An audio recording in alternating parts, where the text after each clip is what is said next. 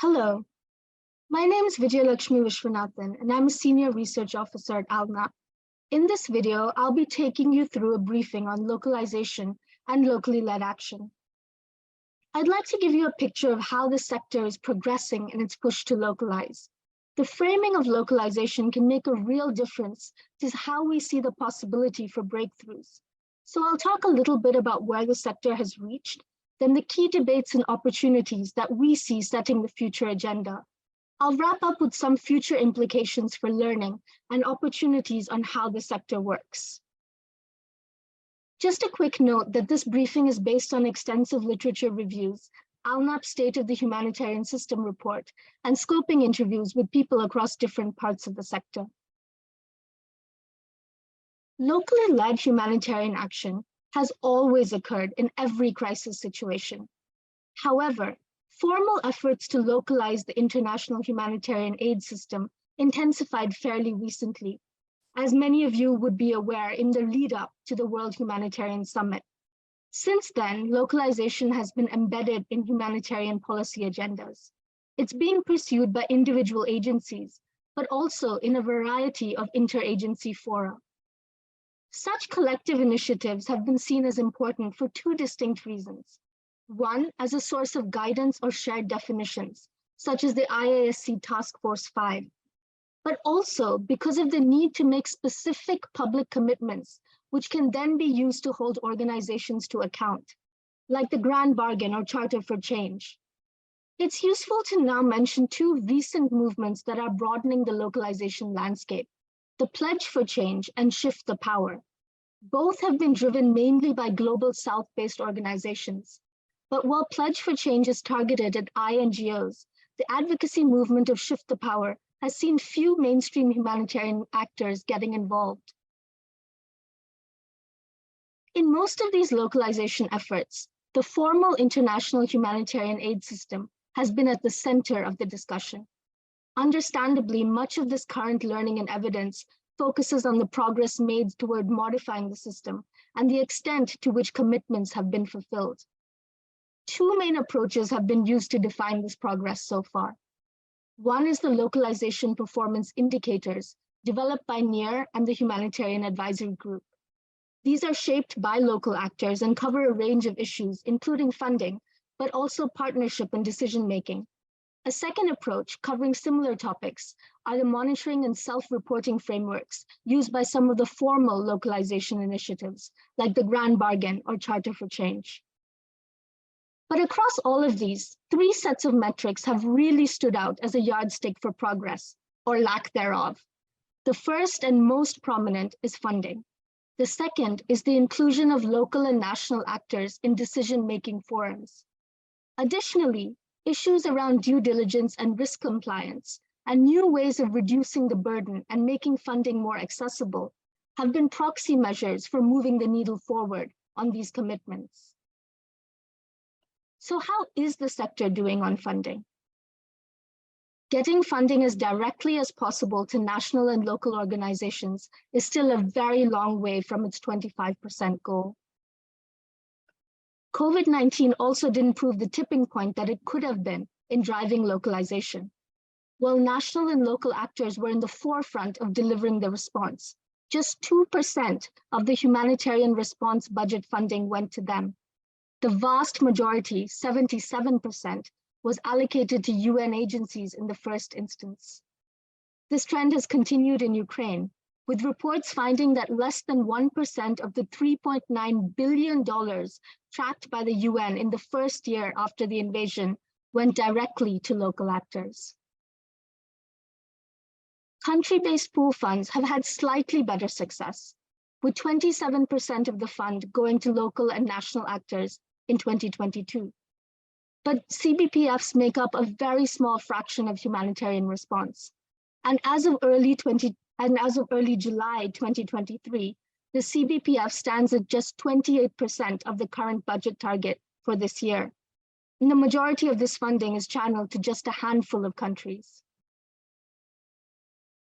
So when it comes to funding, it's not just a question of how much is being given, but also about the quality. Both are needed. There's been a shift in discussions to this dual focus, including multi-year, unearmarked, or flexible funding. Debates are ongoing on progress over this, both for international agencies themselves and whether they are reliably doing the same in their role as intermediaries. So where are the challenges, and are there really any sparks of hope? At the end of March 2023, a caucus within the Grand Bargain, which included a handful of donors, UN agencies, INGOs, and the IFRC, agreed to develop individual roadmaps with milestones to reach the 25% funding target. These are set to be published at the end of this year, so do look out for them. Indirect cost recovery, or ICR, also sometimes referred to as overhead costs, continue to be an issue of contention and a major gap in the funding provided to local organizations. There's no standardized ICR policy across the sector, or even in many cases within an organization itself. Where guidance does exist, one of the main issues is how far down the chain it goes. Usually this is only to the first level intermediary, and therefore still very far from those implementing. International organizations are currently using different models to deal with ICR. Some split overhead costs with local partners equally. Others provide some percentage of overheads. The Dutch Relief Alliance, for example, is piloting an ICR model that adds in extra percentages above ICR to direct costs. Finally, timeliness is also a key issue for the quality of funding. There's interesting pilots being trialed with pre-positioned funding to local actors. For example, by Trocare, who has pre-positioned small amounts of flexible funding up to 10 to 25,000 euros with 7 existing local partners across 5 countries. Partners decide when and how to use it and only need a simple email proposal for approval. And it's not just international agencies. Donors are making notable shifts to their funding policies as well. The US, the largest humanitarian donor, committed to giving 50% of all its funding to programs which placed local communities in the lead by 2030. This approach on catalyzing and supporting local action seeps into their ways of working, including a high-risk appetite to implement through local partners. However, their commitment to 25% direct funding by 2025 appears to have hit challenges and has currently reached less than half that aim. The EU has followed suit with a guidance note released in March this year that focuses on promoting equitable partnerships with local responders in humanitarian settings. Other individual donors are also making headway through position papers or new requirements for the INGOs they fund. Moving to our second metric on decision-making, local and national organizations are increasingly present in the formal system. But decision-making and leadership roles remain dominated by international perspectives. When the IASC, the Interagency Steering Committee, which is led by the UN, mapped more than 2,400 coordination structures in 2021, local and national organizations were present in 80% of these. But present meant that local or national organization staff had attended meetings, participated in assessments, or in workshops. Yet they accounted for only 9% of humanitarian country team membership, where leadership and decision-making actually happens. In ALNAP's State of the Humanitarian System Practitioner Survey, these results were mirrored. Over 63% of local actors said that the quality of support for their leadership and capacity were either poor or fair. And in places where there's been an international presence for years, these trends are getting more entrenched rather than less. In Yemen, for example, the Localization Baseline, a survey by Yemeni organizations, found that despite an active civil society, meaningful participation in leadership and decision-making sorely needed to be enhanced. And perhaps the most telling sign of this is in a recent open letter from Ukrainian organizations, where they demand more of a voice and an end to capacity building efforts, which they referred to as nonsense. The third area of progress is the question of how to reduce compliance burden while still meeting fiduciary and accountability requirements. In our scoping interviews across the sector, due diligence and aversity to risk emerged as two of the most persistent barriers to faster progress on localization. This is a challenging issue, as donors understandably feel they need to safeguard their investments. Local organizations' inability to fit neatly into the system or produce the required technical proposals and reports is considered a disadvantage, and this is regardless of their ability to implement quality programming. Many feel that the requirements needed to safeguard against fraud or misuse of funds in large international agencies are unrealistic to expect of local organizations that are just a fraction of that size. Yet, interesting workarounds are being tried. These are just a few examples. UNHCR has launched a new funding modality, especially for refugee-led organizations. This cuts down compliance requirements, including the requirement for the organization to be legally registered. It released small grants of up to $4,000, which they're considering increasing. The Disasters and Emergency Committee, or DEC, allowed for due diligence passporting among their members in Ukraine, whereby vetting of a national or local partner carried out by one member could be used by others. Yet, just 3 of the 13 INGO partners responding actually took advantage of this offer, leading to the question as to how INGOs can more quickly adjust their own systems when opportunities arise. National organizations themselves are also trying to find ways to simplify processes for their even more micro-level partners. The Center for Disaster Preparedness, a national NGO in the Philippines, for example, has negotiated a simplified due diligence process with USAID for their Community Solidarity Fund. This includes the use of video proposals instead of written ones for their partners.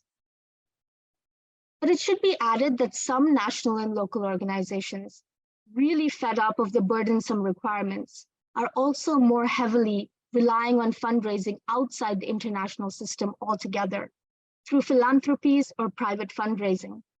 NEAR's Change Fund is one example, although a drop in the bucket compared to the need and the rising humanitarian budgets.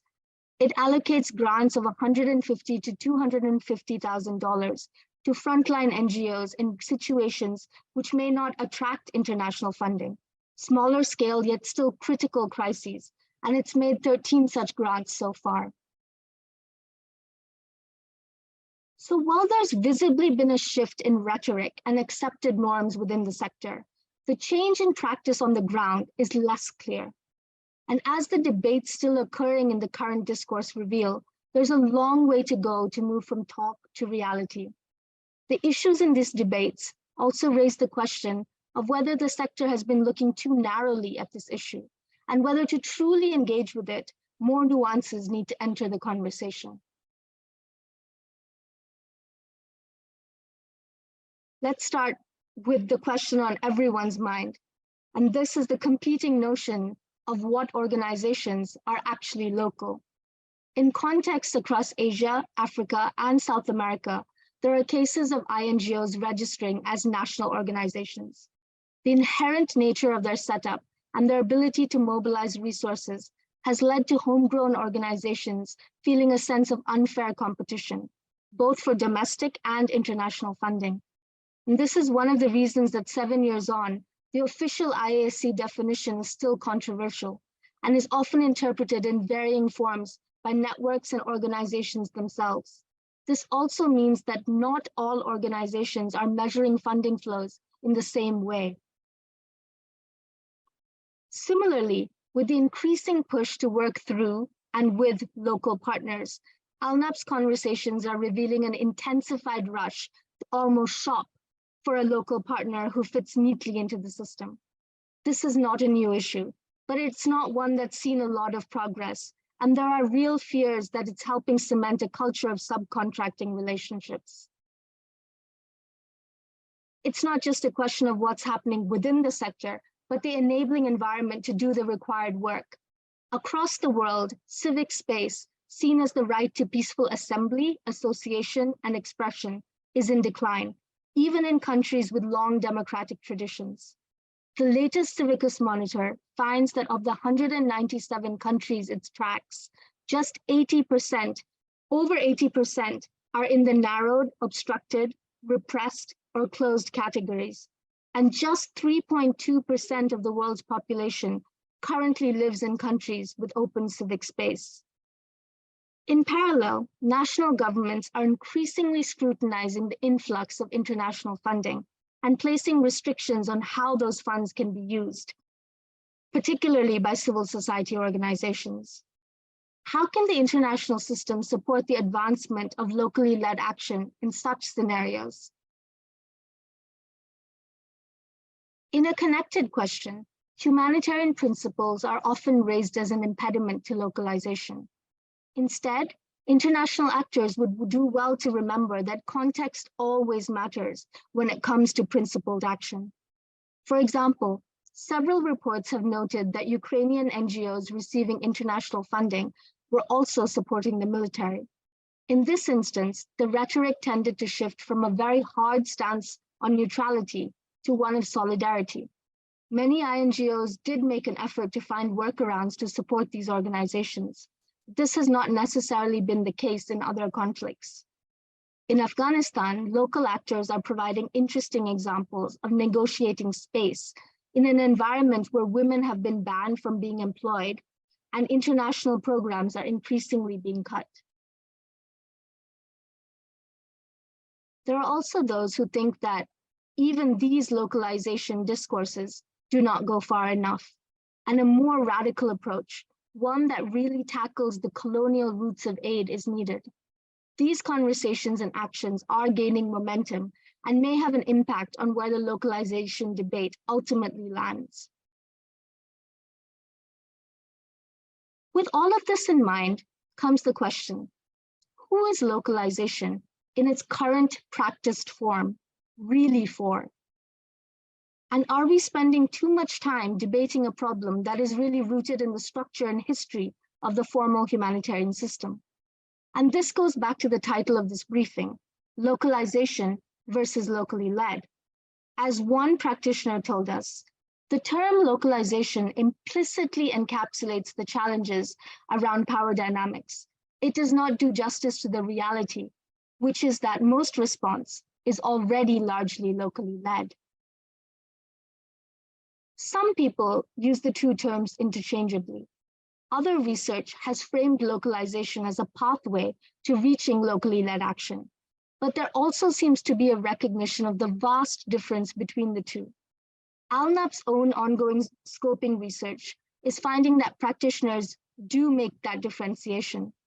Localization as an interior international system change process, and locally led action as a broader approach, which at its heart builds on existing assets in crisis-affected communities.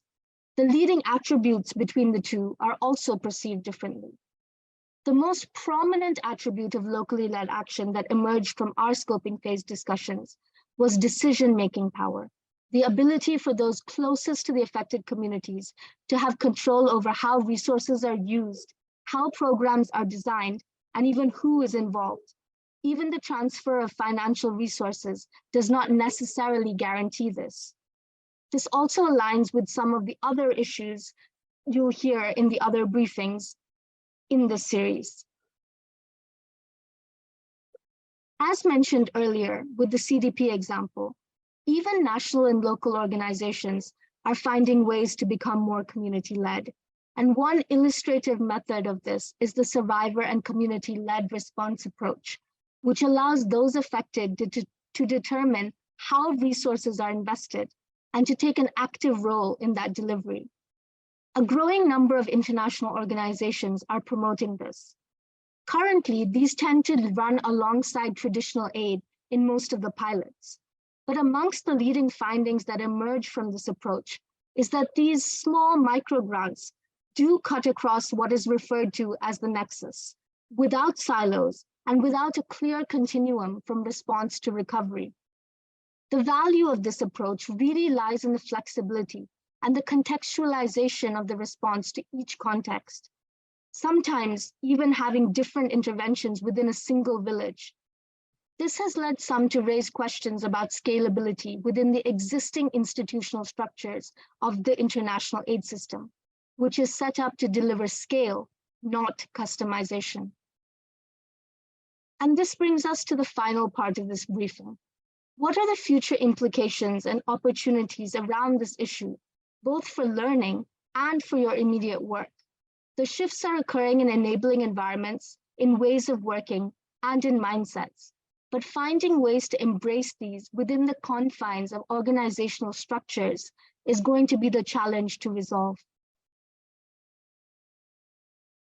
So first on learning, as I mentioned initially, despite the interest in this topic, the evidence in learning around locally led humanitarian action has tended to focus narrowly on progress around commitments.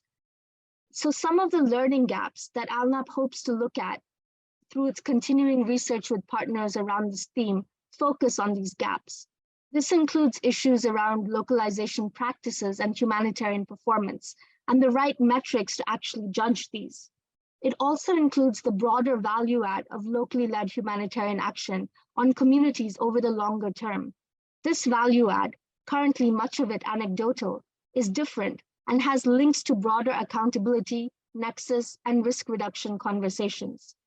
Finally, there are also gaps that exist between broader organizational policies and operational realities, including internal targets and KIIs.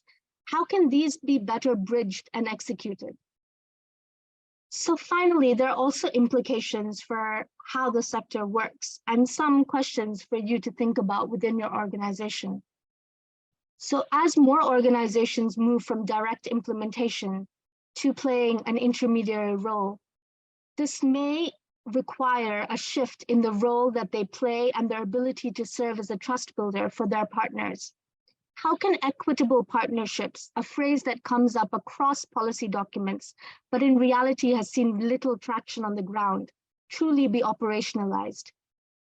The second question revolves around multi-year institutional development as an area that is emerging as key to any localization effort.